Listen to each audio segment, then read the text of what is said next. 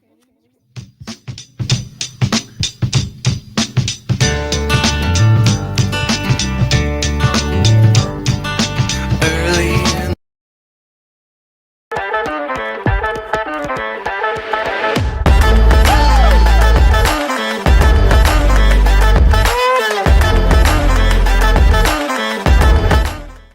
right, good morning, everybody. Welcome to the party. Today is November 1st. It is Simply CyberCon Day 2024. This is episode number 741 of Simply Cyber's Daily Cyber Threat Brief podcast. I am your host.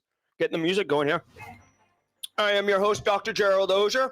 And over the next hour, me, you, Carrie, Augusta Delgado, Amish Runway, Marcus Kyler in the low country, I might add, Phil Stafford, so many of you, not only IT, and being joined by one very special James McQuiggan at 35,000 feet. Hey, everybody. How's it going? All right. So we're going to be crushing it today together. We might see some more guest appearances here live in chat as we get the show going. But, guys, if you don't know what we're doing, over the next hour, we're going to be shredding the top cybersecurity news stories of the day, and I'll be giving my expert opinion alongside James McQuiggan at 35,000 feet on what these stories mean to you. Yes, FedEx, Ricola is an official sponsor. What these stories mean to you, how can we, distill the essence of cyber risk reduction? How can we make GRC socially acceptable? That's what we're going to be doing here in the next hour or so. So stay tuned. I have not prepared in any way. I've made sure my friend James McQuiggan at 35,000 feet has also not prepared. James, are you prepared? Of course not. James is also not prepared. Why? Because we want to keep it authentic and real as far as what we do here as cyber practitioners, same as all of you. Is that, hold on. Never mind. I thought I heard someone. I did not. Mistake. That handsome. Okay, hold on. Wait, I was. You are so dumb. Okay, there we go. All right, so check it out. Hey, really quick, I do want to say shout out and love to all y'all and the stream sponsors, starting my good friend Eric Taylor, the crew over at Barricade Cyber, who are also sponsors for Simply CyberCon, the massive, groundbreaking cybersecurity conference here in the low country later today. Barricade Cyber Solutions is dedicated to helping businesses from cyber attacks and recover from the damage done. Cyber attacks can cause massive issues for businesses and send dedicated, hardworking business owners into turmoil. But guess what, y'all? Barricade Cyber Solutions knows what's up. They know how to mitigate the damage done by cyber incidents. They know how to eat threat actors out the environment. So believe me when I tell you, you absolutely want to go to barricadecyber.com, bookmark it, and have it ready to go as best you can. The pain says chirp from Charleston, SC. We are in the low country. Shout out to all y'all who went to the meetup last night at Edmonds Oast. James McQuiggan was there. James, thoughts on the meetup yesterday? As I said to everybody last night, it was like a high school reunion. You knew everybody, but you didn't know everybody. So it was great to catch up and put some faces to names. So shout out to everybody that was there. All right, if you were there, you know, and if you weren't, let's get you there next time. I didn't even go. It was Halloween. I was trick-or-treating. I dressed like Obi-Wan Kenobi. Mrs. Auger was Darth Vader. The boys were Spider-Man, and I can't even explain what Callan walks his own beat, and he was like a radioactive melted kid thing. It was brilliant, but it's all about good times. All right, guys, I also want to say shout out and love to ThreatLocker for sponsoring the stream and supporting Simply Cyber in many different ways. ThreatLocker is all about good times. Give me 30 seconds and we'll be right back to melt your face with the top cyber news stories of the day. Cyber Threat Brief sponsor ThreatLocker. Do zero-day exploits and supply chain attacks keep you up at night? Well, worry no more. You can harden your security with ThreatLocker. Worldwide, companies like JetBlue trust ThreatLocker to secure their data and keep their business operations flying high. ThreatLocker takes a deny-by-default approach to cybersecurity and provides a full audit of every action allowed or blocked for risk management and compliance. Onboarding and operation is fully supported by their US-based Cyber Heroes support team. Get a free 30-day trial and learn more about how ThreatLocker can help prevent ransomware and ensure compliance. Visit threatlocker.com.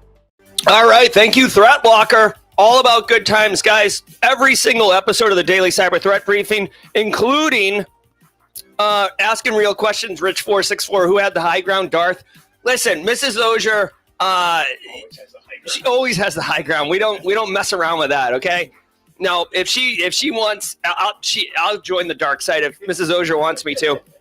We'll do that. Not good that this monitor right here is starting to clip out. So we may have some classic audio-visual issues today on stream. Hey, real quick, we got someone in chat. One, Kathy Chambers. Good morning, Kathy. Good morning, Kathy Chambers. Woo! All right, so all about good times. Hey, every single episode of the Daily Cyber Threat Brief, including this episode, is worth half a CPE. So say what's up in chat. Grab a screenshot that you're there. That's why we have it on stream.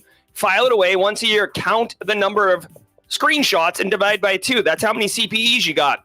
Looks like, see this? That's not good. Oh, there you go. Yeah, so we've got some audio-visual issues. DJ B-Sec coming in like the Kool-Aid Man. Casually Joseph, a.k.a. Cashmere. He might be too big for the studio. We'll have to see when he gets here. We'll have to have him stand further behind us so that lines up. All right, guys, do me a favor. It is Friday, which means it's Grayson's Joke of the Week, presented by James McQuiggan at 35,000 feet. That will be live, so stay tuned for that. Always all about good times. Reminder, if you didn't know, today is Simply CyberCon Day. We're going to be getting silly later on in the day. It will be live streamed on Simply CyberCon's YouTube channel, as well as Simply Cyber Cafe for track 2. I'm not calling you fat, Joseph. I'm calling you tall. All right, so check it out. First time here, 5 a.m. Pacific, IR Lupe, welcome to the party, pal. Welcome to the party, pal. Yes, sir. And hey, listen, if today's your first episode, Flakinator, I know that we're supposed to do the bingo today, but there's a lot going on today, and I've made the executive decision to not do the bingo today just because it's too much going on. All right. Yeah, next week. And if it's your first episode, hashtag first timer in chat so we can just wash you. Well, not, oh my God. I mean, so we can properly welcome you. I don't know what I was just thinking there. Wash you with love. Also in other news, sexual harassment. Sexual harassment training. Yeah. At 11 a.m., please come for the mandatory training. All right, guys, let's do this. Let's sit back. Let's relax. And let's let the cool sounds of the hot news wash over all of us in an awesome wave. We will catch you, me and James, and potentially Cashmere, DJ B-Sec, Justin Gold. I don't know what's going on. I'm now live, so it's hard to produce, operate, and welcome people. So sit back, relax, and let's get this party started. From the CISO series, it's Cybersecurity Headlines. These are the cybersecurity headlines for Friday, November the 1st, 2024. I'm Steve Prentice. Peruvian bank warns of data theft after dark web revelations. Interbank, the fourth largest bank in Peru, has announced and apologized for a data breach that may have exposed information of up to 3 million customers. This came after dark web researchers spotted an individual, quote, selling access to the sensitive financial and personal information stolen from the bank, end quote. The hacker attached a lengthy message to the leaked data, which stated that negotiations with Interbank had been going on for 2 weeks before the bank allegedly broke off the deal and, quote, resorted to insults and swears, end quote. The 3.7 terabyte file contains customer PII along with national ID numbers, device information, IP addresses, location information, and data on financial transactions, credit card date numbers, CVVs, login information for user accounts, and credentials for internal bank systems. All right, so I'm trying to do this so we can have James McQuiggan at 35,000 feet also on stream. All right, so listen, here's the deal. 2 things. One, financial services are going to get hit. They are usually better funded from a information security perspective. So if you're looking for work, typically there's more in the financial sector, especially like pen testing is typically kind of consulting services because no one's going to have in-house pen testers. Financial service companies typically do, like Fortune 50 banks and stuff like that. Fourth largest Peruvian bank, they're definitely going to have it. They had $1.5 billion in annual revenue last year, which is definitely not shabby. Great cash, homie. The interesting thing for me to pull out here is that the threat actor had been in contact with the bank. So like they knew about it at some point, somebody knew about it. But it was a dark web post that researchers discovered that blew the top off. So I guess this bank was trying to keep the lid on it, that they had been hacked. I just want to say cyber threat intel and having access to dark web stuff is really valuable, and it can give you those insights into what the reality is. Because a lot of times in cybersecurity, we're acting on, potential risks, right? What's the threat landscape? Oh, you could get hacked by a threat actor. Okay, what's the likelihood of that? Well, the likelihood's like 60, 70%. All right, well, maybe we should do something about it. But it's all theory. It's all potential, right? When you see on a dark web post that you have been hit, it's definitive. It's inarguable. And I just want to point this out. Not to like, you guys have heard me talk about this, but there's a company called Flare. I'm a huge fan of Flare, and the reason I bring it up is because, like, literally, that's what their platform does. It gives you the insights into the dark web without having to set up your own sock puppet accounts and infiltrate cyber criminal organizations and subscribe to like 300 different Telegram channels threat actors are running around. And I don't personally care if you use Flare or don't use Flare. Having visibility into dark web in a controlled, deliberate way is super, super valuable. Do not, please, if you don't know what you're doing, please don't fire up Tor and just start plowing through like Juggernaut from X-Men into the dark web, because you're going to get hurt. And it's like playing with malware, not knowing what you're doing. You don't want that, all right? Kimberly Can Fix It is on. Be Still My Heart. Kimberly Can Fix It is James McQuiggan in it up right now. She's actually watching live from 35,000 feet. James, she's got it. She's going to take a run on you, buddy. She's coming after my role. I get it. That's all good. So, I always love it when I see these stories when it comes out on the dark web, because the first thing I always think of is we take security very seriously. But I mean, Jerry's hitting it on the head, of course, as always. But, when you're looking as an organization, when you have so many hundreds of users, even 25 users, you need to be monitoring the dark web or have a service that can help you do that.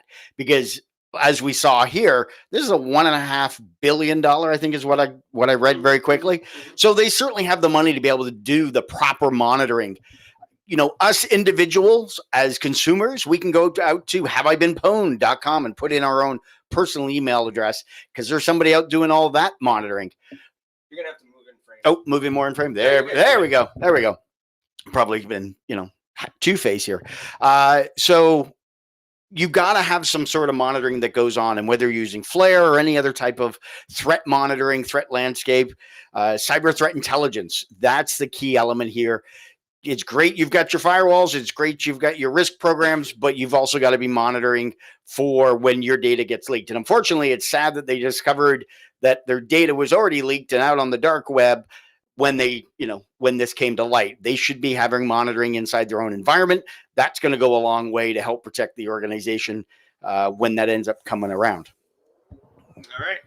Awesome analysis from James McQuiggan at 35,000 feet. I do want to say really quickly, Marcus Kyler, listen really quickly, Joshua Rex, hashtag first timer. Guys, if you see the first timers, please John McClain them. Welcome to the party, pal. Welcome to the squad, Jeff Watala.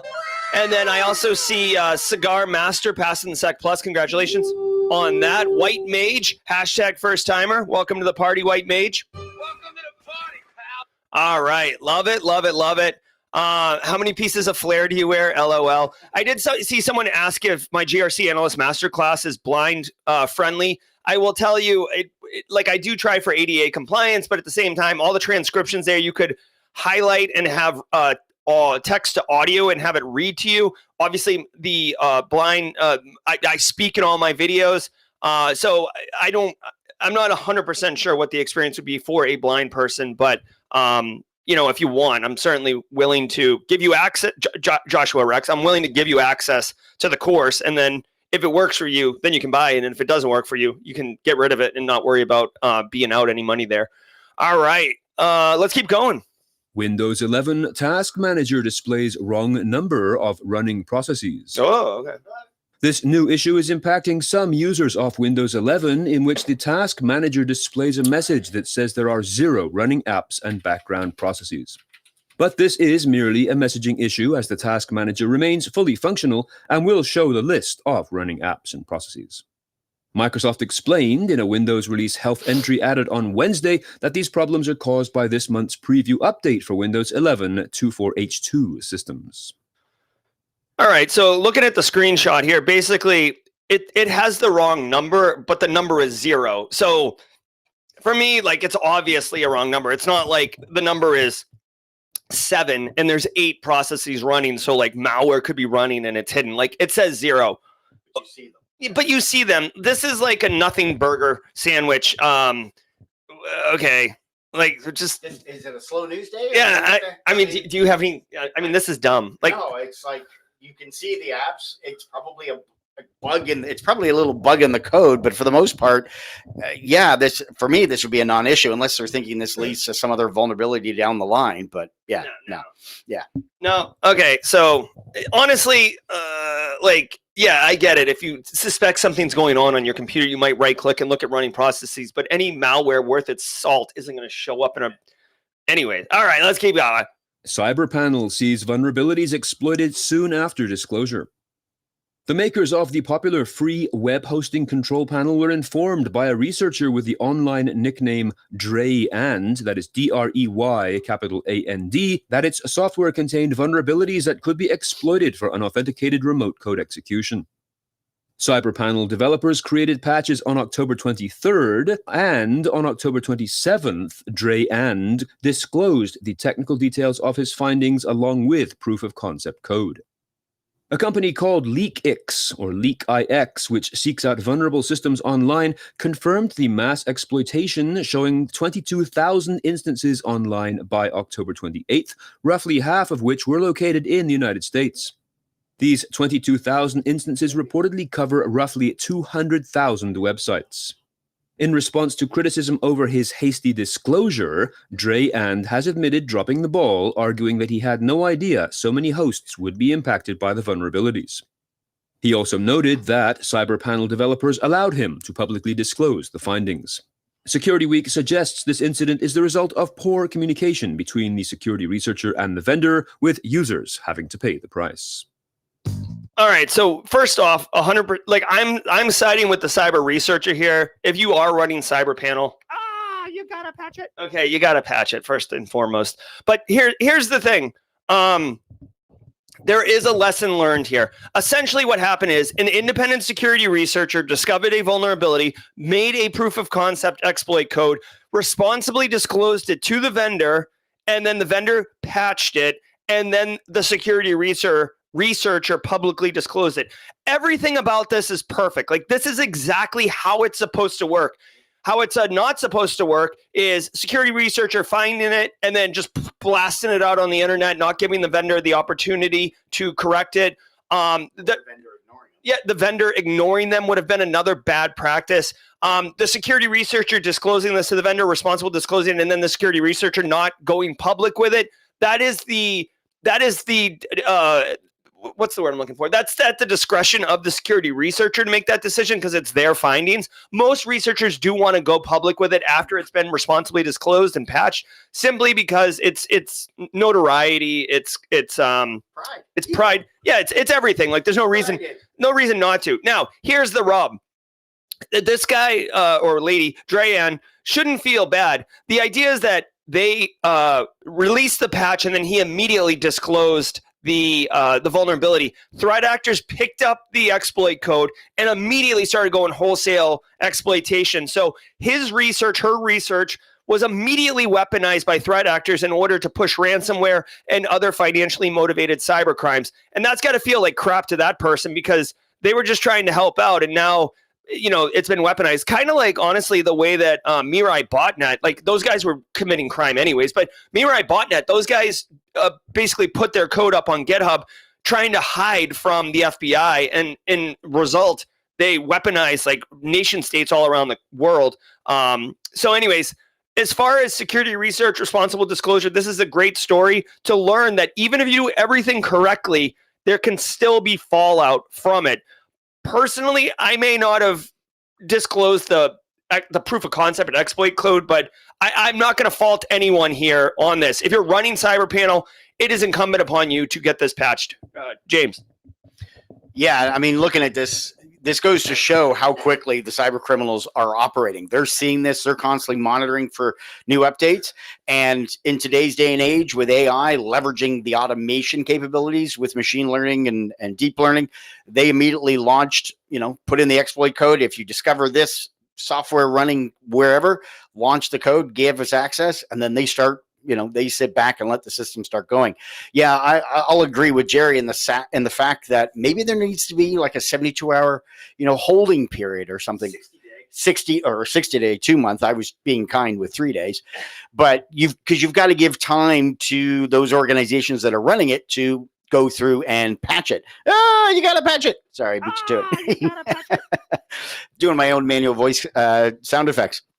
But yeah, give them time to be able to go through. And of course, through proper change management controls, if they run it through a priority, it might get done in 48 hours. So the necessary time frame's got to be given. But yeah, it's a lesson learned and kind of a little bit frustrating in that aspect. It's interesting thinking back to, flashing back to the Microsoft story. That's one of the fun things when it comes to coding, when you're coming out with new updates. Sometimes the new update breaks something in the old format or in your old code. So it's always, the issue of making sure that we're going through and doing regression testing and checking to make sure everything else looks right. But with the millions and billions, probably lines of code that goes on inside that operating system, certainly that's going to be the case there. So, all right, moving on. Yep. Okay. Hold on. I mean, you can just have my show. Thanks to today's episode sponsor, DropZone AI. Security operations are evolving, and AI is leading the way. DropZone AI autonomously investigates 100% of your alerts with precision, freeing up your team to focus on real threats. See how this works in action. Visit dropzone.ai and schedule a demo today. That is DROPZONE.ai.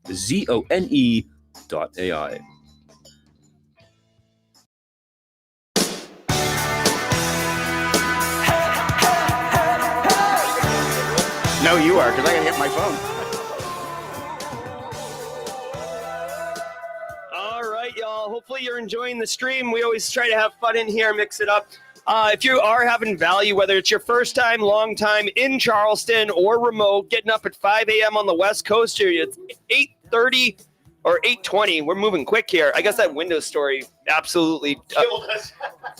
Hit the like button on YouTube. It goes a long way to help other people find the show. All about good times. If you like it, you like it. Let us know with the like button. Shout out to the stream sponsors, Barricade Cyber, Threat Locker, and Antisyphon Training. Kathy Chambers' own, Zach Hill's own Antisyphon Training. Guys, Antisyphon Training is absolutely disrupting the traditional cybersecurity training industry by offering high-quality, cutting-edge education to everyone, regardless of financial position. They offer their students the opportunity to learn from industry pros like John Strand, Wade Wells, Michelle Kahn, Tim Tomes, Tim Medine, so many wonderful people. You're learning practical skills, things that are actually in demand in the market. So when you go to a job interview, you're like, I've done that. Boom. When can you start? Shout out James McQuiggan in the B-hole seat at sea level. Love from the Auger studio. Thanks, Real Bilbo. That is really funny. Yes. So go to antisyphontraining.com. Check out the upcoming training that they have. They have a course calendar. Next week, November 4th through November 7th, they are getting started in InfoSec with MITRE ATT&CK and John Strand. I have signed up. I will be in that course. So if you'd like to take a course with me, could be fun. I know a lot of Simply Cyber community members are going to be in that course. Let's go ahead and take it over. You can take it for $0. So it's not about cost. It's not about anything. If you have the time, there's nothing stopping you except you. I am in the A-hole chair. James is in the B-hole chair today. We might be getting a C-hole here with Casually Cashmere, but we'll see how it goes. First time on 95 northbound. There it is, FedEx. Welcome to the party. Also, shout out to Hannah in the back seat. Hannah getting it done, keeping FedEx on the straight and narrow on the highway. Guys, every single day of the week we have a special segment. And Fridays is Grayson's Joke of the Week, because Grayson used to do the jokes until he flaked off. Grayson's Joke of the Week presented by James McQuiggan at 35,000 feet. James, take it away. All righty. Thank you very much. And I am coming to you at 35,000 feet. I can't see my in frame. No, hold on. Hold on. At 35,000 feet. Hold on. Still, hold on. Walk further away. Further away? Yeah. Keep going. Yeah, keep going. There it is. Here's a pick at 35,000 feet. There we go. Got my own customized t-shirt, which you can also do on Jerry's store. You pick out the t-shirt you want or sweatshirt, hoodie, whatever it is, and you can customize the sleeves or the back. This is the Jersey t-shirt, and had my awesome graphic design daughter help me make this one. So here we are, Friday, the dad joke of the week. And hopefully here in the U.S., we've got our election coming up. Don't worry, there's no political jokes here. But have you ever wondered where penguins have to go to vote? Well, yeah, they go to the South Pole. Where is it, Jet? Where is it? There it is. Got it. There we go. All right. It actually looks like an Elsa. It looks like Oh, that's perfect. There we go. We'll keep that. So speaking of penguins, how does a penguin build a house? How do they go ahead and build a house? Igloos it together. Grown. And then, I don't know about you, Jerry, but here in the... Oh, I thought you were doing something else, with a salute there. I didn't realize you were pointing. But I don't know about all of you. I know that there are 26 letters in the alphabet. I only know 25. I don't know why. Yep. So anyway, I have successfully... Oh, look at that bright light coming. Oh, there's Casually Joseph coming in. So finally, I successfully figured out how to clone a human. And if I'm going to clone a human, I wish I could clone Casually Joseph, but I successfully figured out how to clone a human. I'm beside myself. Brutal. It's, yeah. Well, that song ended too. Oh, did it really? That's all right. We took too long on the dad jokes this segment. So turning it back over to Jerry. Thank you. All right. So we're going to be going strong. Just so everyone knows, we've got our very own, let's welcome into the studio, Casually Joseph, ladies and gentlemen. See, even when he's standing in the back, he's much taller.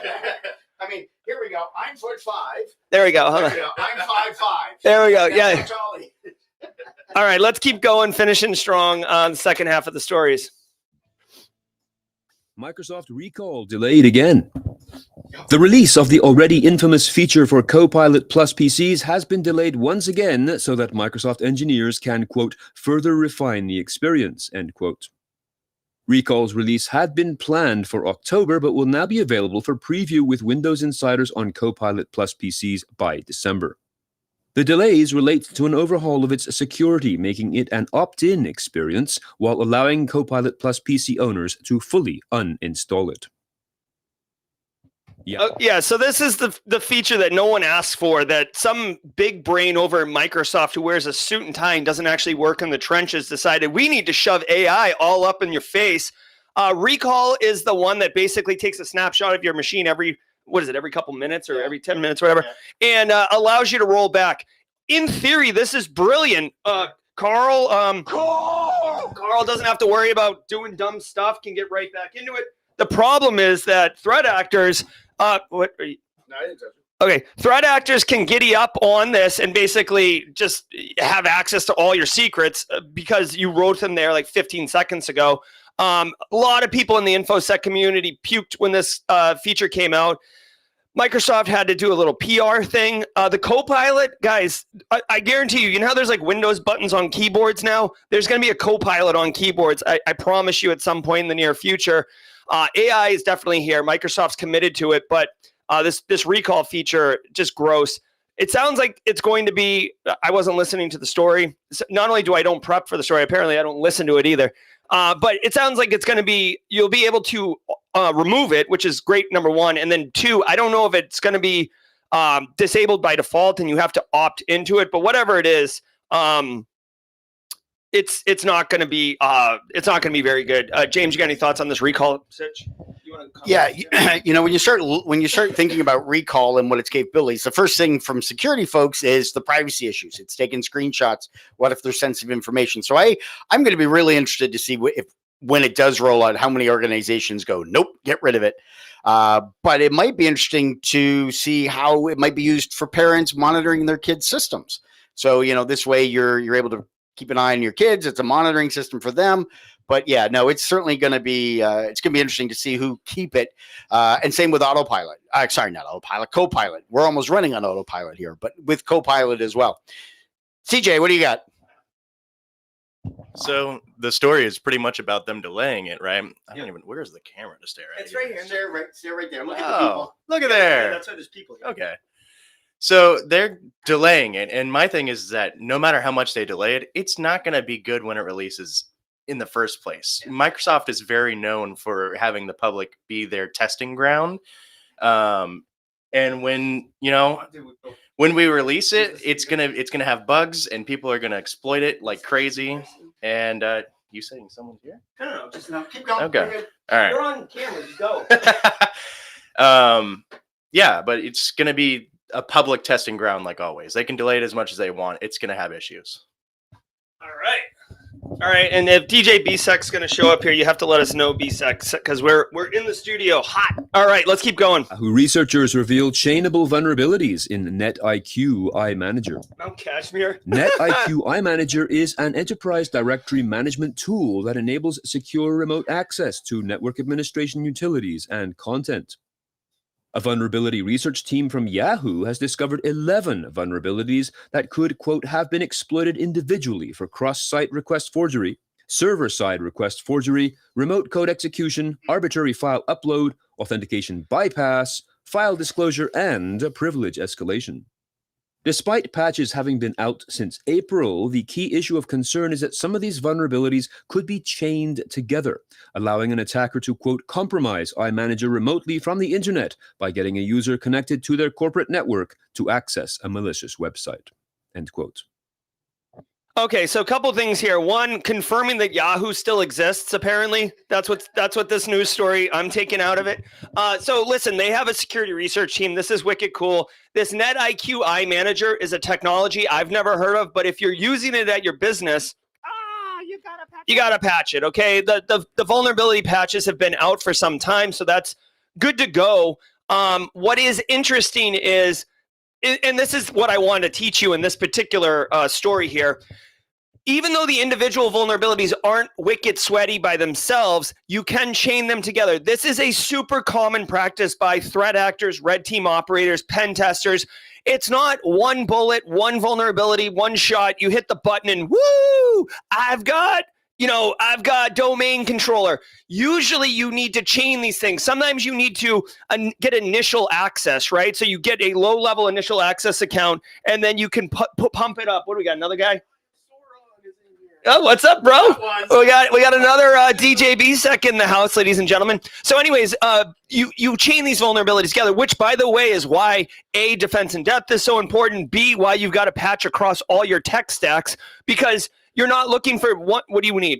You got to patch it. You got to patch it. You don't want to just be like, oh, I've got to protect the 9.8 vulnerability, because if you have a bunch of 7s, you can get initial access, then elevate privileges, then move laterally, dump creds, all that stuff, shut off the EDR or whatever you want. So be mindful of that.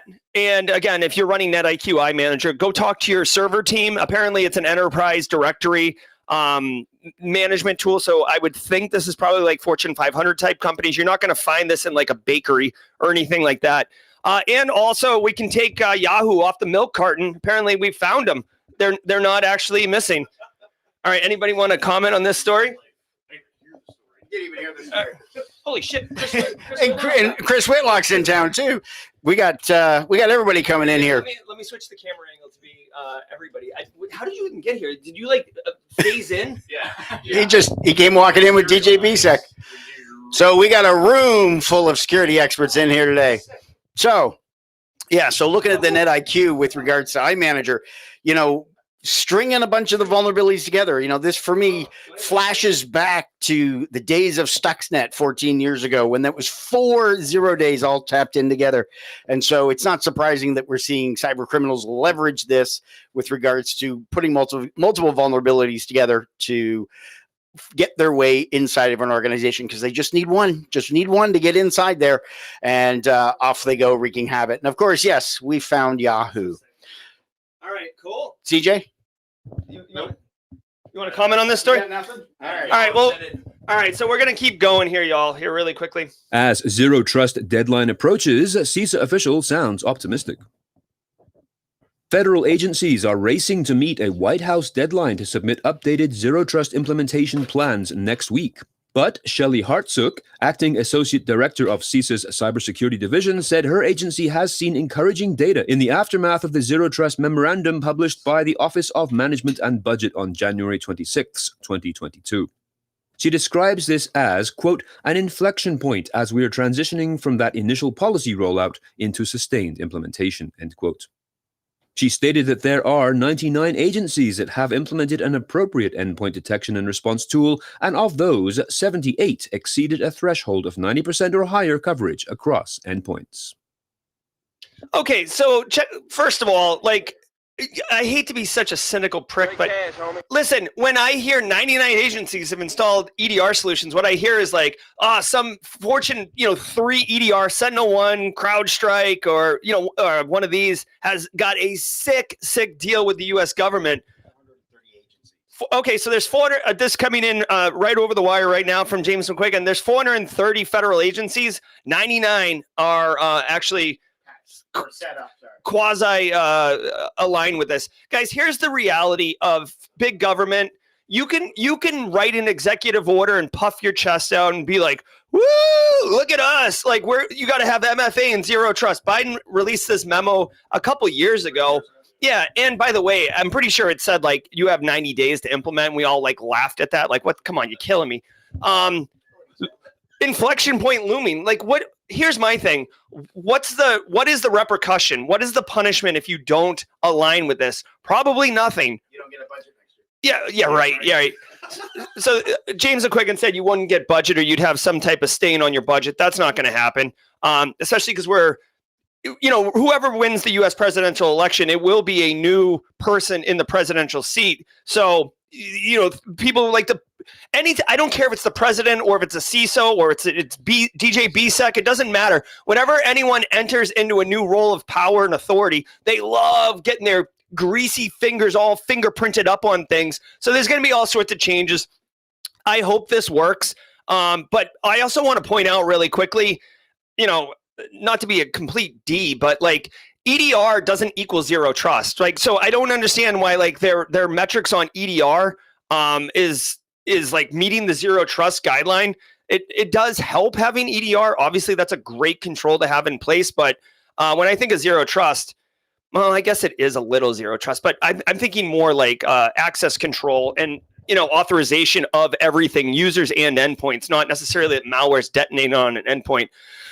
Having said all that, to the panel, anybody wish to comment about this story? Come on. Yeah, go ahead. All right, Casually Joseph's in the house. DJ BSEC needs coffee. He's still asleep over there. It's okay. What I was basically going to say is that it doesn't mention who's auditing any of this. So my question is, you gotta like raise the desk for me. Joseph's sitting. Yeah. But no one's auditing this, or at least it doesn't state who's auditing this. So if this is self-attestation, they can check all the boxes and say, yeah, no, we have EDR. No, it's fully implemented. It's everywhere. Don't look over there. It's everywhere. It's fine. And it's just going to be a problem. It's going to be a problem of figuring out how to implement it properly. And again, only less than 1/4 of the agency have it implemented. So what's the repercussions? I mean, Jerry said it, right? Yeah, 100%. So silly. Chris Whitlock. Actually, I'll do this afterwards. Russia fines Google more money than there is in the entire world. Russia is clearly not happy with Google. A Russian court has fined the company the equivalent of $20 decillion, that is a 20 followed by 33 zeros, for restricting Russian state media channels on YouTube.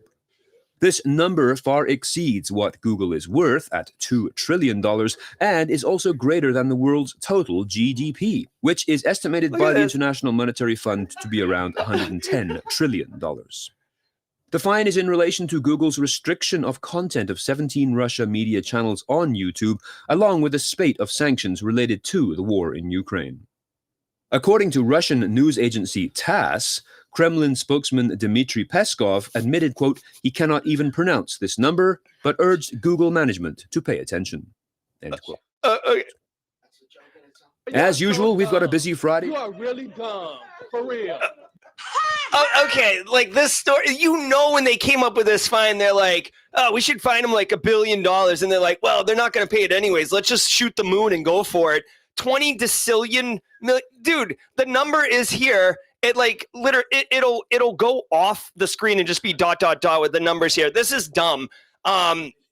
Seriously, if you're going to fine a company for whatever type of infraction that they have, there needs to be, in my opinion, there needs to be some type of explained formula on how you arrive to that number. How many people were impacted? What kind of revenue was lost by the business? And then back into a number. This number, I think they asked my 9-year-old to come up with a number, and they're like $20 decillion. So this is hilarious. Obviously, it's front page news because it's so ridiculous. Google's obviously not going to pay this. I do want to point out one interesting thing that I think about when I see this. One, if China was like, hey, Google, you got to fix this, Google would bend the knee. Russia does this and Google's like, you're hilarious. Like, to me, this just says that Google's not really generating a lot of revenue in Russia, which makes total sense because basically when Russia invaded Ukraine, everybody pulled up their stakes and moved away, if you can recall that. So Google's probably not making a lot of revenue, so Google could give a flip about this. And it's just interesting. Again, if you look at how much influence China has on the revenue streams of Google, they do make concessions like censoring Google results for different things, and like, Tiananmen Square and Taiwan and those type of things. So this is, when we talk, what the funny thing is, when we talk about fines, like GDPR fines, like Ireland fines Meta, we talk about like, oh, that's just 1% of their annual revenue. This right here is so stupid. It's stupid. Does anyone want to comment on either how dumb this is, or you guys want to cut a check for this? What are we doing? No, the what's running through my head right now is an AI image of Vladimir Putin as Dr. Evil with his pinky. $20 decillion. Yeah. And unfortunately, I think a lot of Google is certainly going to be laughing about this. But, when we look at it from a nation state perspective, Russia trying to beat its chest, that's certainly what we're seeing is happening here overall. Hey, CJ, what do you got? I got you. How's that pass? Yeah. So what I was going to mention is that the IMF, they mentioned that the world only has about $130 trillion total, which the amount that a decillion is 12 zeros more than that. But honestly, if I were the Russians, I would probably just have gone in full hog and made them pay a Google, which is like 50 zeros. Why not? Yeah. I would have just gone the whole thing. But I think the problem here is that like they're gonna go cash the check and it's just gonna laugh at them. And it also could be charged in rubles, which means it's actually like $3. But it'll work. So that is what it is. Coming in hot there. All right. So Casually Joseph bringing the Gen Z shade. Very nice. All right, let's keep going here.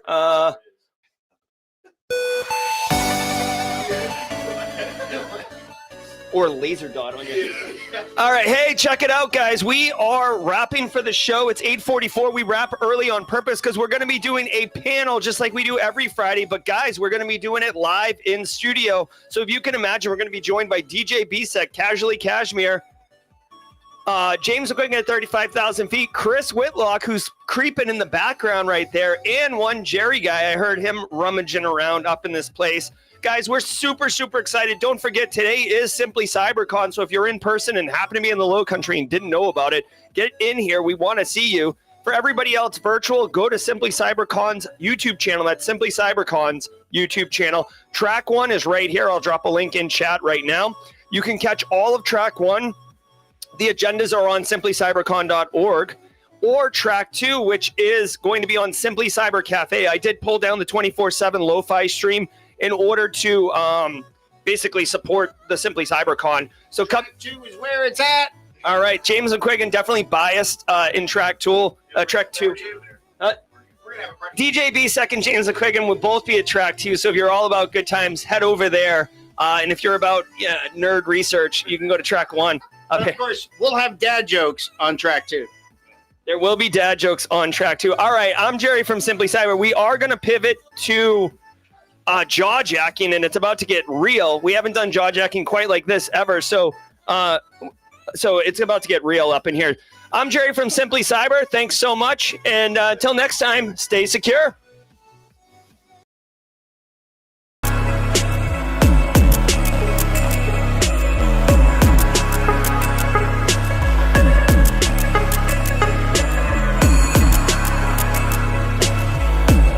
Big deal. Just hold on one second. What's up, everybody? Welcome to Jaw Jacking. We're about to pivot here. I'm going to turn the lights on. I will just stay up here and feed questions to you guys. Okay. B-Sec, you're going to sit down. You're making me uncomfortable. All right, hold on. It's shaking the studio. All right, all right. So we're going to get into it, guys. If you got questions, Jaw Jacking is a 30-minute ask me anything or ask the panel anything. We have an A-hole, a B-hole, a C-hole, a D-hole, an E-hole. Yeah, it's all about good times. So let's go ahead and pivot. If you got any questions, I'll basically be the talent facilitating those questions into the panel. And let's do this really quickly here. Doink.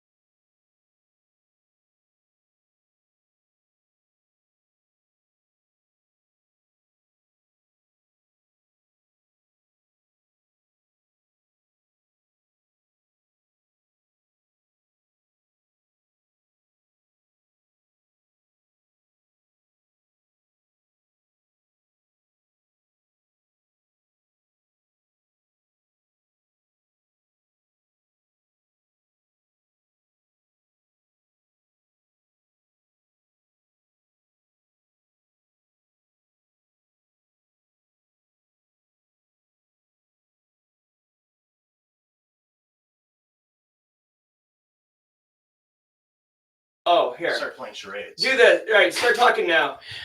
All right, so can you guys hear me now? Yeah. Testing. They can. All right. So I had the privilege of going through and doing the badges this year for the first year in-person Simply CyberCon.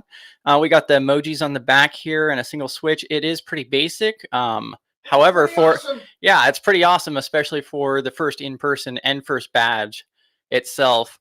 It lights up, lasts a few hours. But yeah, it's especially the front portion here. You guys should be able to see pretty well. Yep. Yeah, it's hot. Yeah. That Hansel's so hot right now. Oh, yes, it's so good. Audio's not broken. We got audio sorted out. So thanks, Chris Whitlock. Here. Thanks, Chris Whitlock. Remember, if you're going to be speaking, you got to speak into the microphone.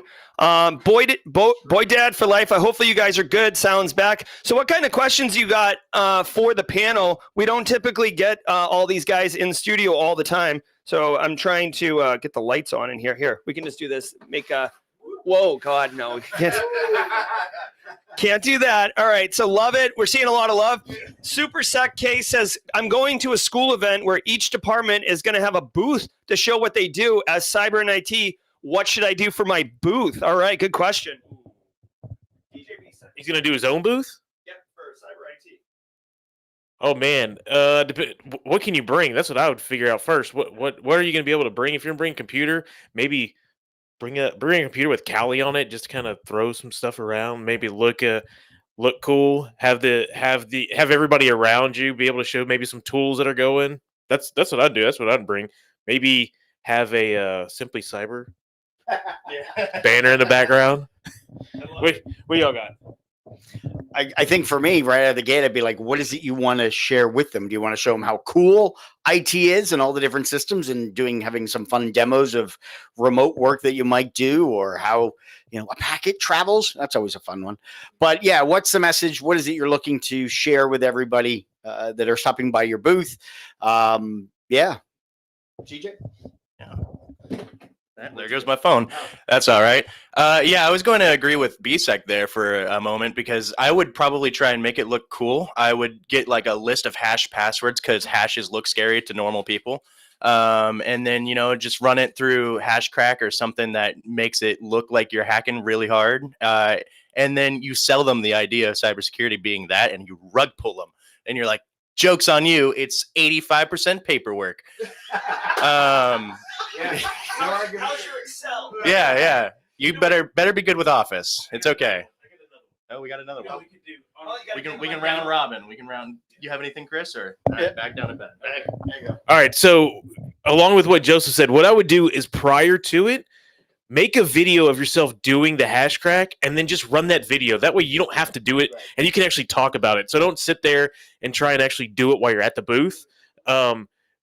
Videotape it, record it. Use OBS. Don't use slobs. Use OBS to record it, and then have that video just playing on loop. That's what I would do, because that will show in the background and get a monitor, and then everybody can say like, "Oh, what's going on?" You can see the password getting cracked and so forth. All right, hold on. We got another question here. I'm gonna try to do this.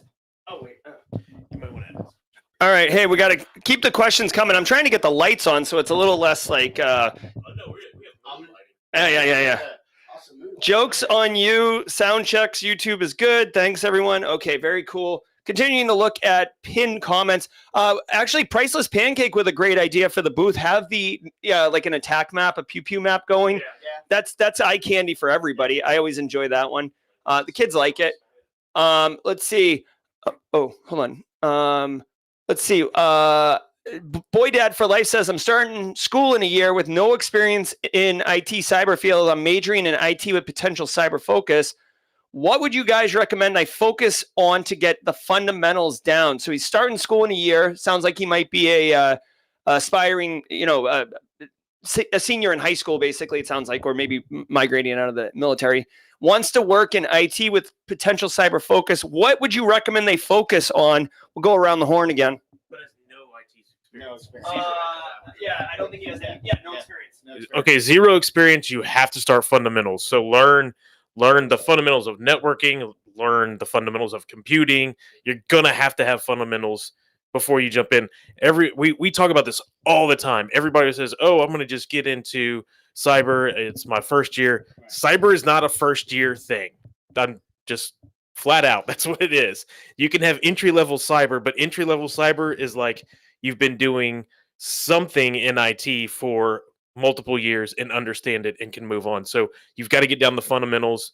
You can do that through a whole bunch of different scenarios, like try hack me, hack the box, other things online. But 100%, you have to know fundamentals. Yeah, certainly echo that on the fundamentals. But the thing is also going to be, what is it that you want to do when you get into cyber, when you get into IT? Are you looking at networking? Are you looking at identity access management? Are you looking at databases?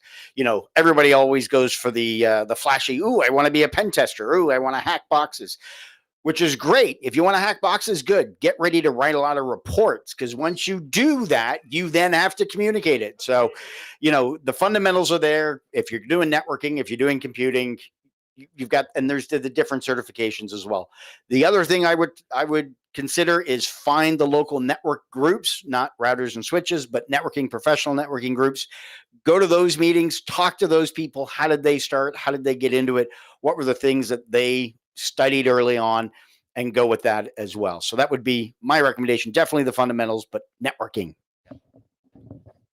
Absolutely, 100% agree. IT and cybersecurity in general is a pyramid of 3 bricks: networking, operating systems, and hardware. And I would actually recommend trying to get familiar with how cloud works right off the rip too, because that is very, very popular in our current environment. That is so hot right YouTube, now. Yeah. YouTube has so much free content. I would look up the A+, not because you should take the A+, but because you should get used to that vocab. There's a lot of vocab in the A+ that would be very, very helpful for somebody who has no exposure. Yeah, and just like the previous stated, going through and doing the networking is absolutely massive, but then also lab every day. Like even if you're not not too familiar with it or otherwise, like try to Hackney, KC7, Antisyphon's boot camp. Like they have their what do they call it? The cyber range. Yeah. So it's a great place to start too. So you don't have to wait a year. Start that networking and just start doing labs every day. There's a lot of more basic stuff that you could start out with. That would be my additional input. All right, thank you. I mean, hopefully people are getting the sound right. It sounds like. Hold on, let's see this. Yeah, hopefully people are getting sound. I see Josh Mason said no sound, but I also see people saying sound. Yeah. So I don't know. All right, so keep the questions coming, as it were. Yes, sound is live on YouTube. Thank you. Eric Taylor is in the green room doing production. Thank you very much, Eric Taylor. You are watching Jaw Jacking. This is a live 30-minute AMA. We typically do virtual panel, but hey, when in Charleston. We have a question here from Carrie Tyler. Hey, Carrie. Carrie from Magic the Gathering lore. She wants to know how everybody feels about AeroPress. Her French press top broke and she needs a new coffee maker. Not everyone in this room is a coffee snob, but I certainly am. So there we go. I'll answer the question first, Carrie, and then I'll throw it to whoever would like to comment on this. I'm not familiar with the AeroPress. I do like a French press. So if AeroPress can make that, then go for it. I will tell you, if it can't make more than 4 cups of coffee, GTFO. Like I don't have time for that. And I was actually telling this story to Charles Finfrock yesterday. One reason I hate traveling internationally, this is Little Tidbits Tuesday for y'all. Everywhere else in the world, and I get why they think Americans are like this. Everywhere in the world, when you order a coffee, an Americano, it's like the size of a Dixie cup, and that's just not going to cut it. I was in New Zealand and I ordered a coffee and they brought me, I said, bring me your largest coffee, because first thing in the morning, I don't really want to talk. I just want to get the coffee in me and like, please. So bring me your biggest cup of coffee. They brought me like basically this. Okay. And I'm like, what is this? Like, you've made some gross error in your judgment. I need the biggest coffee. They're like, it doesn't get bigger than this. I'm like, okay, please. I need either 10 of these. Literally, that's what I said. I need you to bring me 10 coffees or figure out a bigger vessel. And they ended up bringing me an oversized like ramen soup bowl full of coffee. And then I drank it like 2 hands, and I saw them like peeking out from the restaurant, like freaking American. Look at this dough. Like they probably are in the back, like, what's the dumbest thing we could put coffee in? So anyways, anybody want to comment on French press or helping Carrie get the coffee situation sorted out? You're probably on New Zealand. Yeah. James? I mean, you can't go wrong with a French press cup of coffee. I just asked ChatGPT. I said, what the heck is an AeroPress? And it's basically French press with a filter. At least that's what I gathered very quickly from reading it. So for me, I love a good French press coffee in the morning, definitely 4 cups. The kicker, though, it just takes a lot longer. You got to put a lot more effort and time into it. But I suppose if it's something worth doing, you do it right, you enjoy it. But I love my coffee through the brewed in the morning. But of course, for me, it's all about the Tim Hortons coffee, the Canadian coffee. So anybody out there enjoying Timmy's as much as me, you're in good company. So anything straight, and I got it in my sippy cup. I don't have any Timmy's in my sippy cup because Jerry made me coffee this morning. But yeah. So where is the French press coffee this morning there, Jerry? Yeah. So when James got here, I had already drank the entire French press. I was going hard this morning. But that's why it tasted like instant. Yeah, it was Starbucks instant, but like this is my coffee cup. This is legit. This is a reasonable size cup of coffee. Let's go on to the next question. We're talking about LMSs here. What's a good LMS platform to teach networking with labs, videos, and assignments? I have access to Teams Enterprise through work, or I can host something myself. Now, what's interesting about this question is it sounds like they want to teach networking, labs, videos, and assignments, not consume them. So anybody have some thoughts on hosting educational content? Yeah, Angular, who are you trying to teach? End users, or are you trying to sell like online, like business kind of stuff? Let us know that.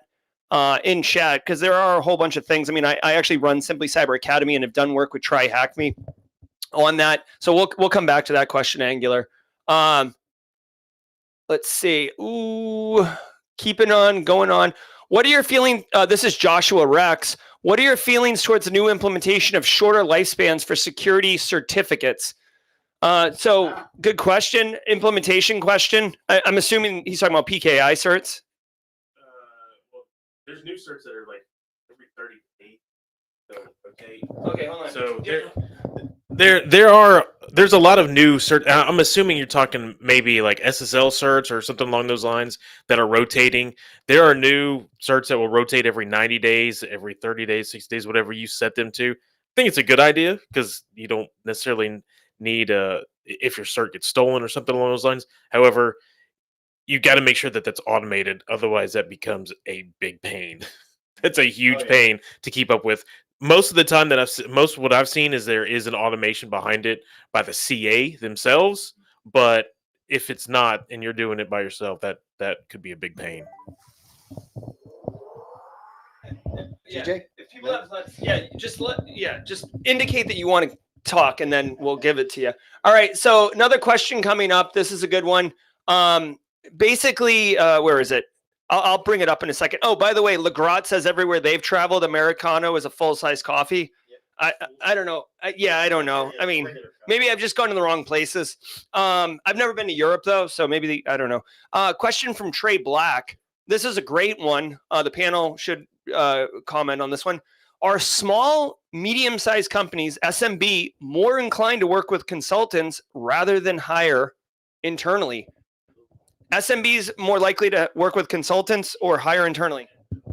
Yeah, I mean, I would say, they're most likely going to work with consultants because they don't have the capability of bringing on an FTE, but either consultants or certainly MSPs, MSSPs to leverage getting the security into the organization, or a lot more security features to protect the organization overall. But let's, I think BSEC's got an opposing on this. Not necessarily an opposing one, but it depends on how big that company is. If it is a small company, we're talking, 10 to 50 people. There we go. We got a Josh Mason sighting in the house. Oh my gosh. Josh Mason in the house. Ladies and gentlemen, Josh, find a spot. You're sitting. Yeah, you're right in front. You're taking my camera. Yeah.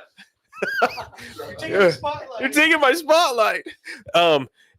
Back to small businesses. If it's a very small business, more than likely they are going to have an SMB or an MSP or something along those lines that will help them with managed service.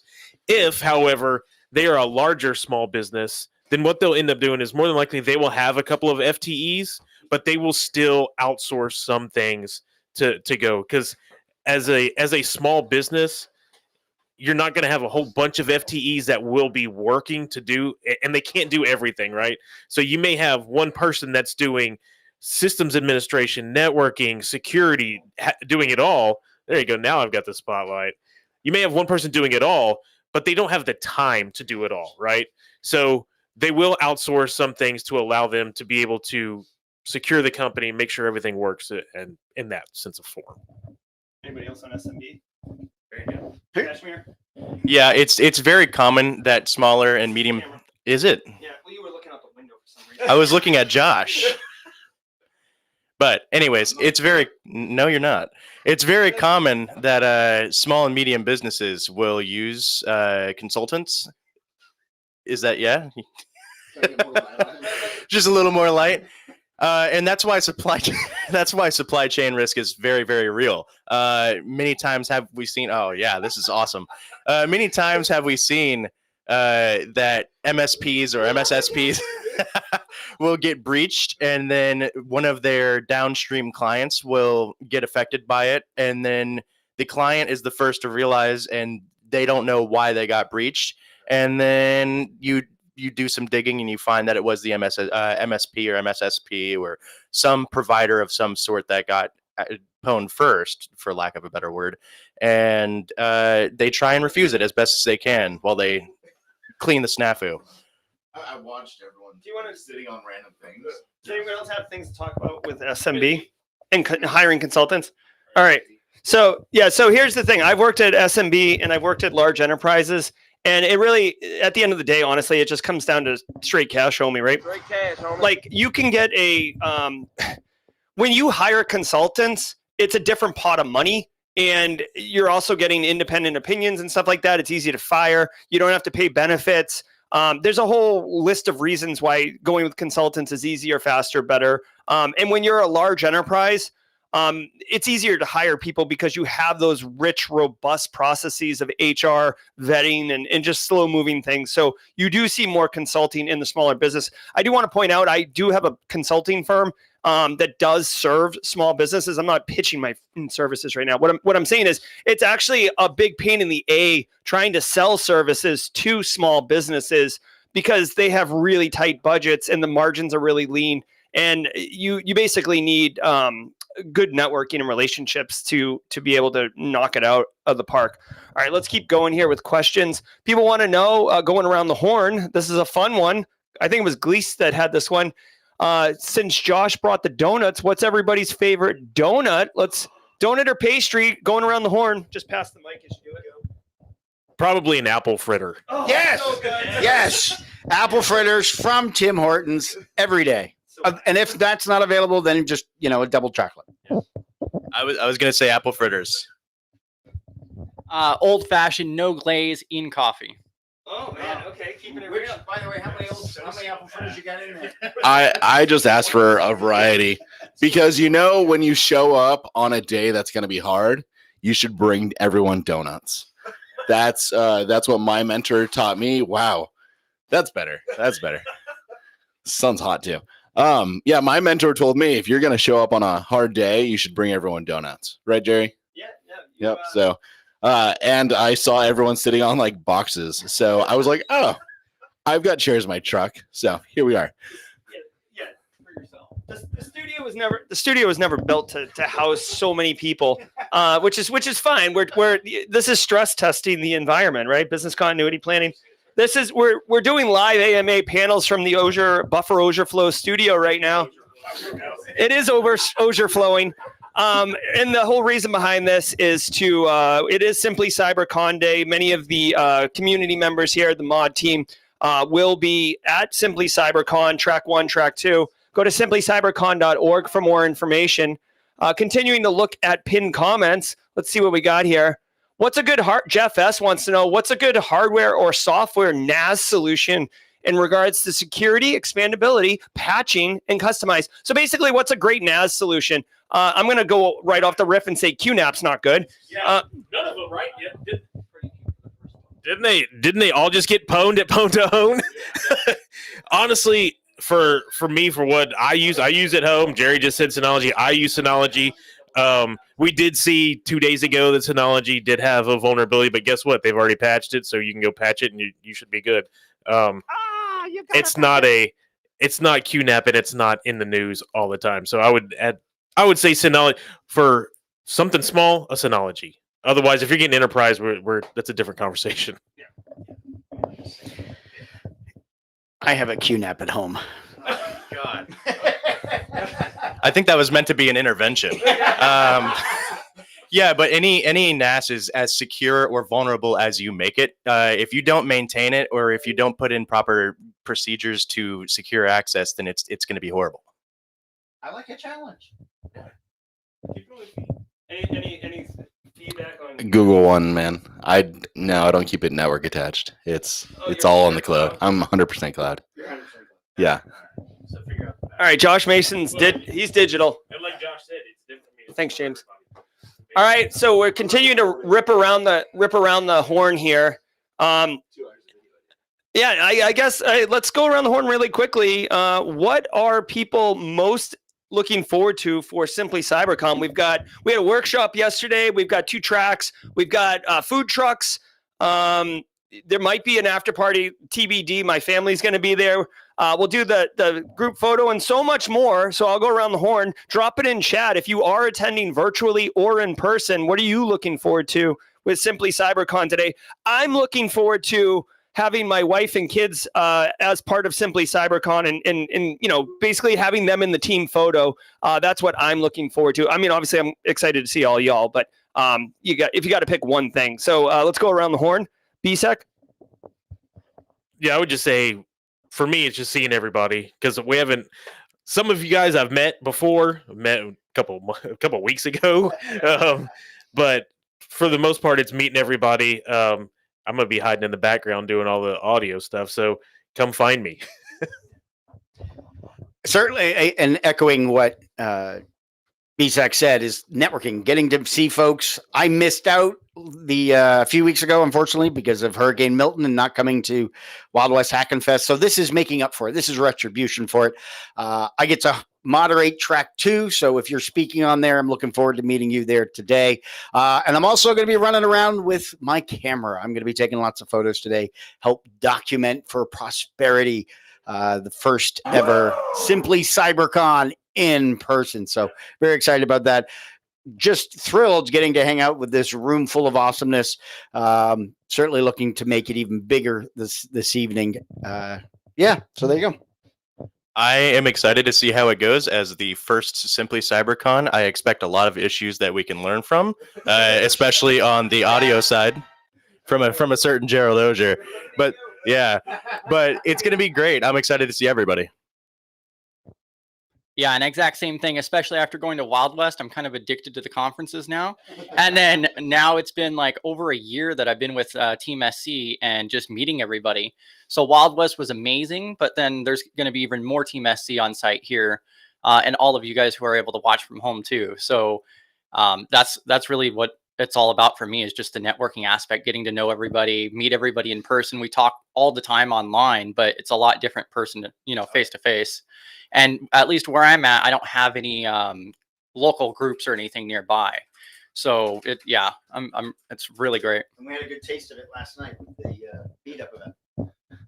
I'm bummed I missed the meetup, but obviously I don't know if you all can hear, but I'm recovering from something, so I'm gonna kind of stay over here.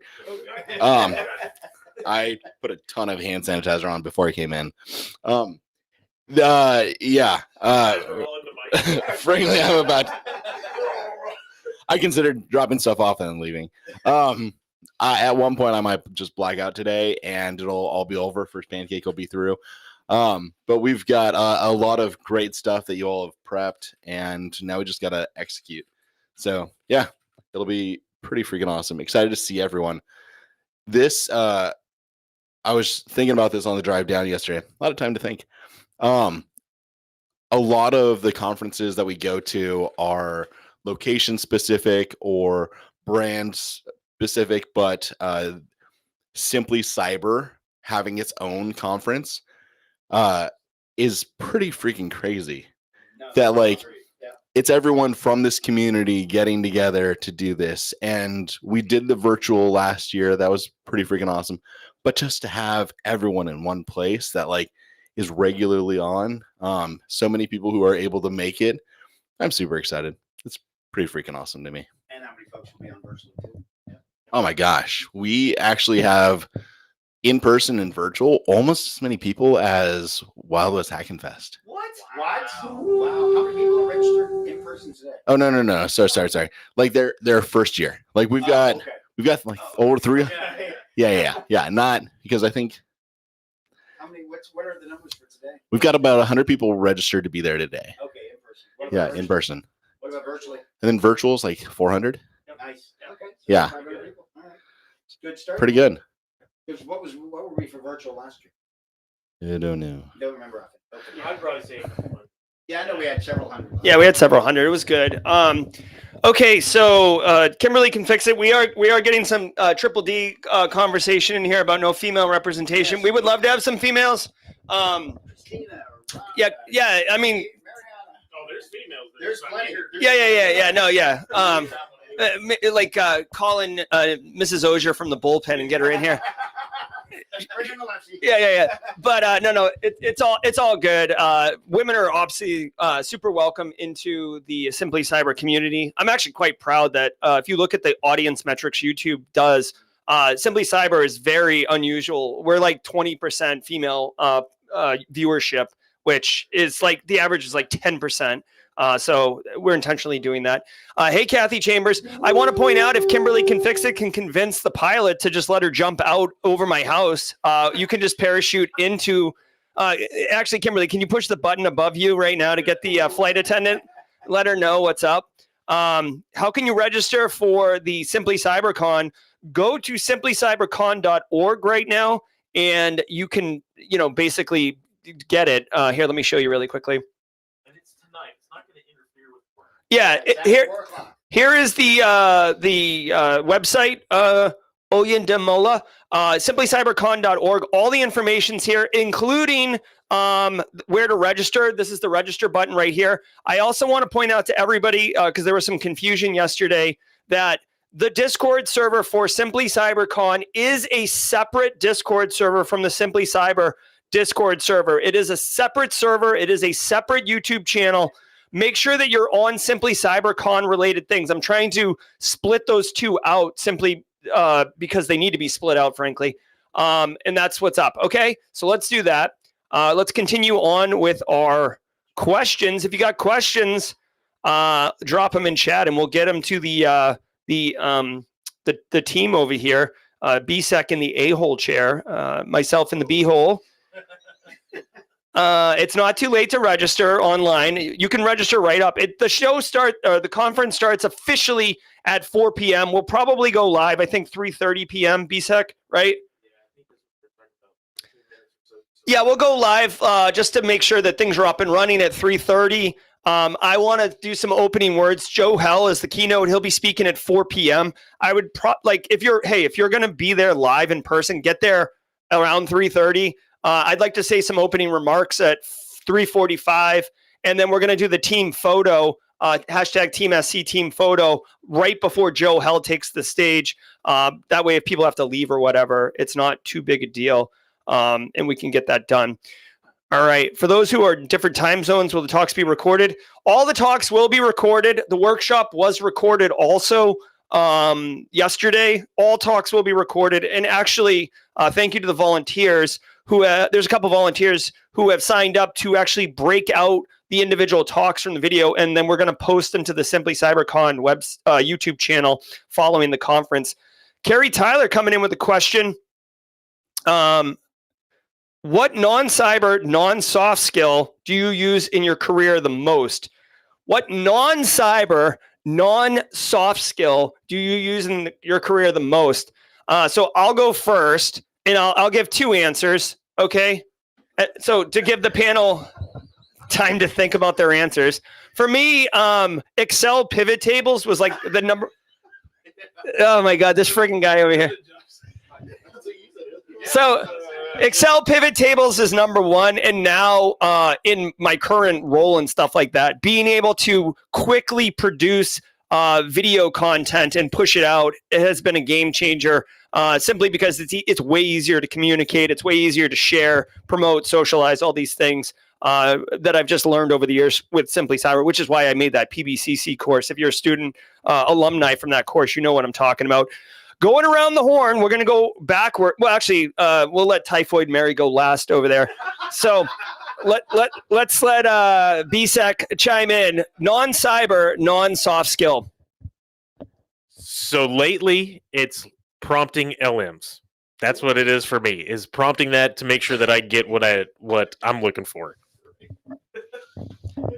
Non-cyber, non-soft skill. Well, you stole mine because I was going to do, doing a lot of stuff with large language models. A lot of it also has been, nope, I was going to say CTS, but nope, been doing a lot of stuff with CTS, cyber threat intelligence. That's probably education, how to teach people how to, learn. That's kind of the new thing for me lately. Yeah, you've made that really, really hard. I was going to say Excel. I guess Google, being able to Google stuff, but that's still kind of soft skillish to me because it's a part of like the troubleshooting and having that mindset of problem solving, which is a soft skill. But I would say Google or Excel. Yeah, and then my response to that would be project management. So that does have Yeah, it does coincide with cyber, certainly, but across a lot of different industries. So pretty much anything you go into, that's something that's really useful, and that's something you actually have to study. And that's actually one of my weaknesses. Like, that's something I'm trying to improve on, is the project management side, trying to prioritize, how do you organize it, how do you keep track, and so forth. I'll steal this. So I think I'm with BSEC and James. LLMs, ChatGPT is it's like hiring an intern for $20 a month. And frankly, I don't trust it. Like, I can't use what it gives me straight off the bat. But you know what, man, it's one of those things of like, give me a starting point. Give me a first draft of this. It's like, oh, okay, cool. Or here's a transcript of like that meeting. Like, what were the key points? Like, I don't want to take notes. Could you just transcribe this and then like give me the takeaways? What was it that we said we wanted to do? Oh, can you make that into an outline? Excellent. Okay. It's a first pancake. It's not something I would give to someone, but man, it just cuts like so much time out of. It's a theme. It's a dism. Like, I get on the theme and I stay with it. I do like that first pancake. Sounds like an airport first try. Yeah. Sounds like an airport. You're not wrong there. It's also a Josh Mason thing. Yeah. You all know that. All right. Great question. I'll just rely on you guys to be the second camera operator going forward. I won't mess with it. All right. So we've seen a lot of people in here. This is great. Joe Hudson just texted me directly. So if you want a shirt like this one right here for this year's con, you have to order it online. So you will not be able to get it today. We're not selling them in person today, simply because I just didn't want to have like 300 shirts left over and deal with that. Couple things. If you're looking for the Simply CyberCon Discord server, I saw DP. Go to simplycybercon.org and scroll down to the bottom. Everything is on there. Yes, 100%. Egg Drew says, what's a tool you wish existed that would help with your work? What's a tool you wish existed that would help with your work? I wish there was like a magic asset inventory button. Yeah, easy button. An easy button to know like current state of your data, your software, and your hardware, and your end users. Does anyone, and like, we won't go around the horn, but does anyone have a magic request? No? No, all right. I guess we all agree it's asset inventory. Automatically aware of all the cyber threats. Yes. Just the, and then they don't click on shit. Sorry, Kennedy. Yeah. There you go. We all get fired because we aren't needed anymore. Yeah, we're all out of jobs. Yeah, I think. How about a magic button for Carl so you can just hit it? Yeah. Eject Carl out. All right. So Jeffrey Perez, thanks for the question. Jeffrey says, what are 3 topics to help him prepare for a technical support rep interview? Technical support rep interview. I'll just pick one topic and go from there. I would, I'm biased. I have a video for this on the channel on what happens if an end user calls you and says that they fell for a fish. What do you do, right? As a technical support rep, you could get a call that's more cyber focused, but you could get a call that they're going to be that something's happening on their computer and they're confused and they fell for a fish. What do you do? How do you triage that? We need 2 more from the panel. For me, You gotta talk to the mic. for me, and this is going to be not technically related, is critical thinking. Thinking outside the box. One of the when I worked at a help desk many years ago, that was kind of one of the key things, was being able to think outside the box, troubleshooting, looking at a problem, breaking it down to the simplest form, working through it. And so when you get people call up and they go, my cup holder isn't working anymore, that's usually, where do you start with that? And for those of you that, if you know what a cup holder is when it comes to your desktop computer. They don't have cup. I know they don't, but that's why it was, if you know. But seriously, being able to break down troubleshooting, critical thinking, thinking outside the box, those are all huge things, not only for your job as working in technical support, but it's something that you need in life anyway. So anything from you, CJ? Nope. Chris? We need one more to help Jeff. Need one more. So one of my key things here is that you mentioned topics. So it kind of sounds like you could be talking about tasks as well. definitely understand the company itself. Maybe you could figure out like what type of software they're utilizing, and you could try to upskill on that or try to understand the business more for that particular role.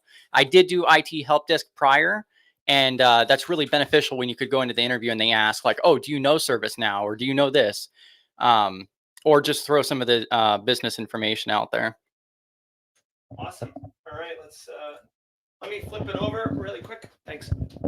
So we got a question in chat about, and Jeffrey, hopefully that helped you get prepared for your interview. We have a question in chat about the CTF today. And I just want to share that really quickly. Gliz86, there is a CTF because what Simply CyberCon is awesome, so it needed to have one.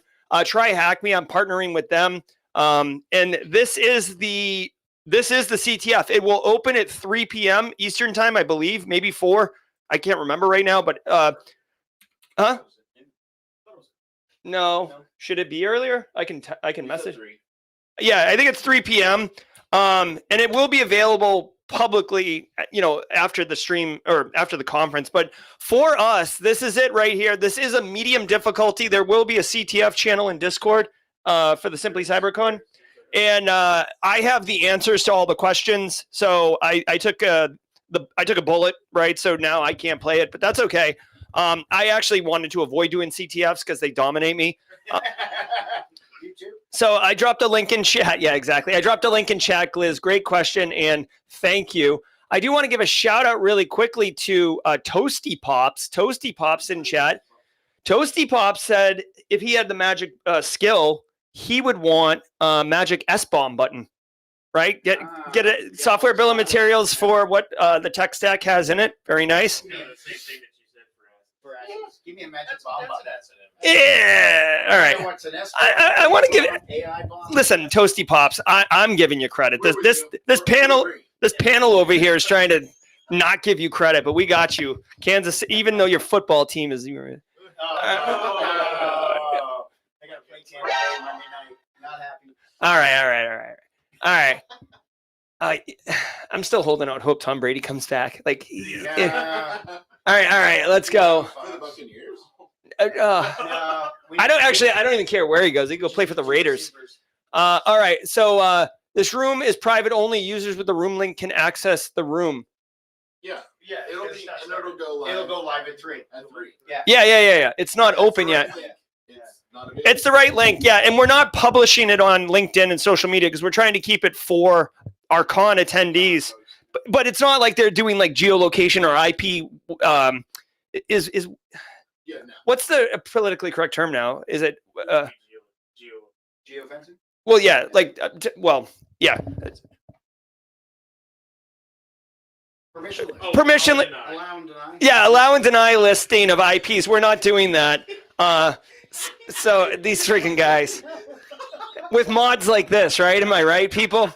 Yes. All right. So again, somebody. Kimberly's in here. Oh wait, hold on. Jenny Housley's in here. Yeah, let me go back to mod chat. No, Kimberly and Jenny. What's your spirit animal? Again, I don't know if that's. Thank you very much. So what's your spirit animal? Again, I don't know if this is politically correct. I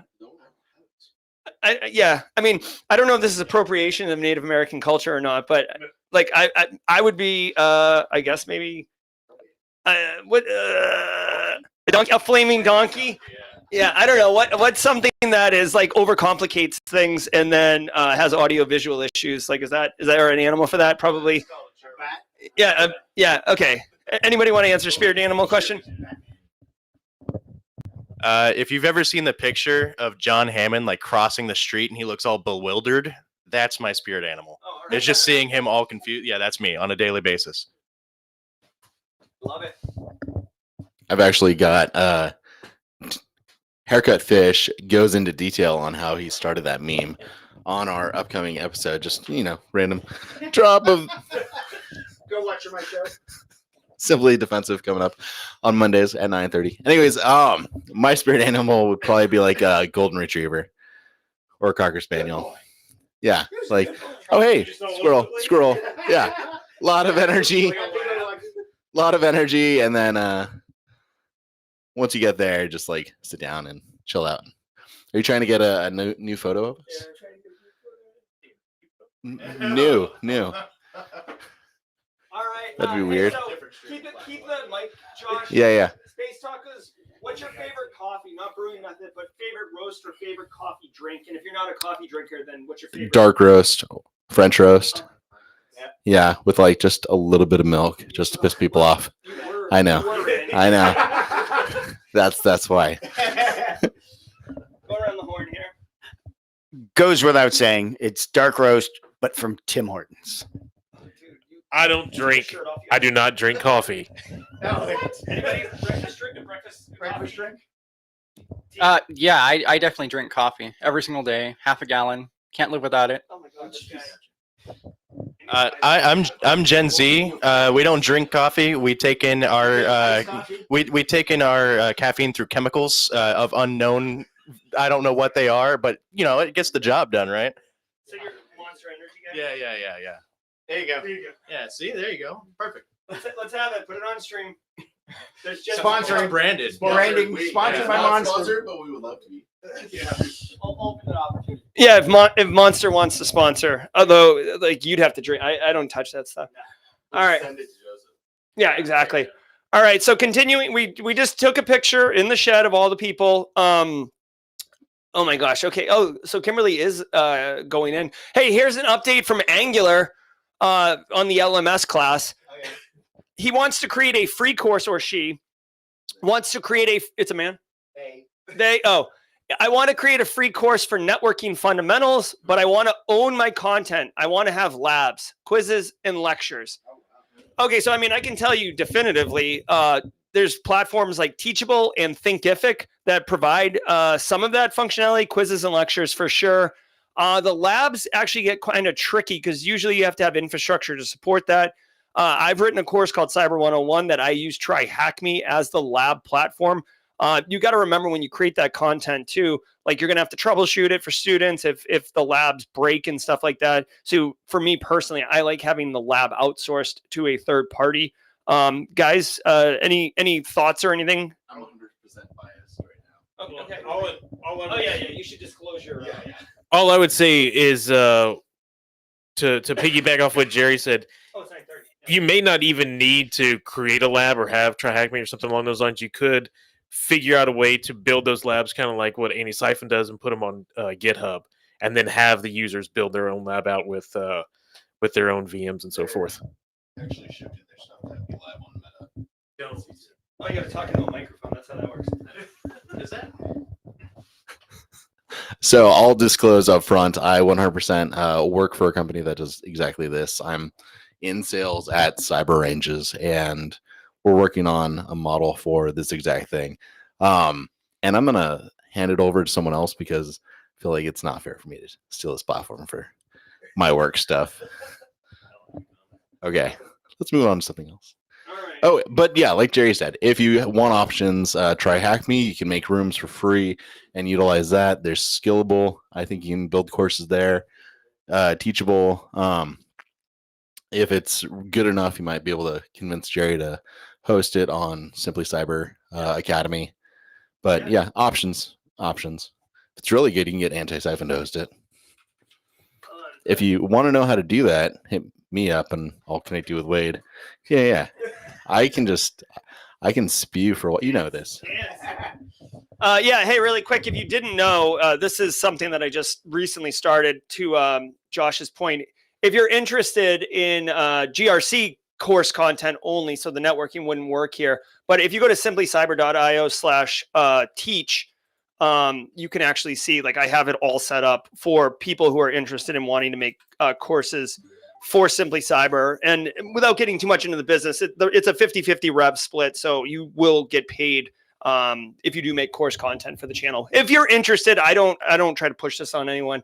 But like Josh said, if you're interested, but you don't want to pay for the infrastructure, there are options there. It's kind of like what I'm doing with Simply Cyber Media Group too. Setting up the infrastructure so people can have podcasts and not have to worry about all the effort that goes into producing them. Will the SCCon talks be recorded and posted somewhere else? Yes, Kathy Chambers. All talks will be on the Simply CyberCon YouTube channel. At the end of, in a couple weeks, those talks will all be cut up and posted to Simply CyberCon's YouTube channel. We're going to cut them up, but are we going to do it all at once, or are we going to piecemeal them up? Yeah, we'll probably As soon as they're ready. well, and I'll probably release them like every 4 hours or something. Like I like, this is YouTube, deep YouTube in the weeds, but like if you release a bunch of content all at once, YouTube pukes on itself and it like really doesn't like it. So you do one a day for the next. Yeah, so we'll get them out there. What kind of Gen Z cyber trading did you have? Interested in something new? Joseph? That's for Joseph. He's dropping his own questions in the chat now. Yeah, I asked for a little more context on this. I don't know what they meant by cyber trading, but I'm going to assume they meant cyber training. I was boring. I went to school instead of like doing things the hard way. Boring. Yeah, I was born in school. Yeah, well, there's not enough hearing aids in here. That's why. No, but I mean, Hack the Box, Try Hack Me, Let's Defend, all of these different platforms. That's what I use to get a lot of technical experience. I mean, when I was in middle school, I was like modding games and building my own computer, not with like good parts, but junk. But that's how I learned initially. All right. Okay, so we're gonna be wrapping here in a second. We'll go around the horn and let the mod team or the panel here, the jaw-jacking panel, have final words. Really quick, I do appreciate all of you. I hope you've enjoyed this special edition of the Friday panel jaw-jacking in person live at the Buffer Auger Flow studio. We're joined by a great many Simply Cyber community members. Really appreciate all you staying in chat, having a good time. I hope you can attend Simply CyberCon later today, simplycybercon.org for all information. That's a website. So get on the web browsers and open simplycybercon.org. Virtual or in person. If you're in person, expect good high fives and hugs. Charles Finfrock will be there, and it'll be all about good times. So let's go around the horn and say goodbye to everybody. But I definitely appreciate all of you today. All right, everybody, have a great day. We will see some speakers, I guess, around noon for a speaker lunch, and then we will be off to SCCon. Oh, one. Okay. Well, see, when you live in Central Time, it's actually at 12, lunchtime. So definitely thank everybody today. If you are going to be at Simply CyberCon, I've got stickers to give you. And of course, thanking you is important, but also I want to thank the person that created the number 0. Thanks for nothing. Yeah, no, absolutely. Thank you for watching. I'm excited to see everybody. Harbor Walk is a beautiful place. Charleston has many great sites. I'm excited for a great weekend. Jerry Auger's one of them. Yeah, I'm really looking forward on meeting everybody out there at the conference today. And for those of you who are watching virtually, I hope you guys may be able to attend next year, or we'll definitely be in Discord as well. So yeah, Team SC, Team GRC Mafia, and community. There you go. That's what it's all about. Glad to have all of you who are able to make it in person, everyone who's able to make it virtually. Thank you so much for supporting. And you're going to see some great content again on Simply CyberCon YouTube and Simply Cyber Cafe YouTube channels. We'll put links for those on the simplycybercon.org, as well as, everything should be there to drive you to wherever you need to go. All right. We got to do a bunch of work. Sorry, Gal. All right. Thanks, everybody. Really appreciate it. I'm Jerry, your chat. Until next time, y'all, stay secure.